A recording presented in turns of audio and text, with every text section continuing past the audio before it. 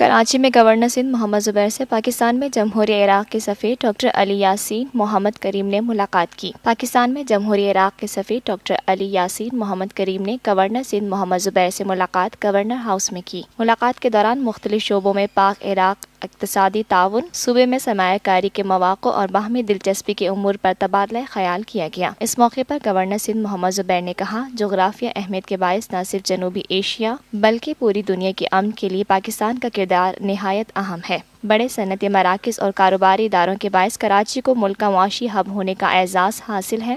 Governor Sindh محمد زبیر نے کہا، غیر ملکی سرمایہ کاروں کی آمد سے پاکستان کا مثبت تاثر اجاگر ہوگا۔ دونوں ممالک کے مابین باہمی تجارت میں مزید اضافے کے لیے جامع کوششوں کی ضرورت ہے۔ Lotus Lake Towers, a groundbreaking endeavor by Lotus Properties.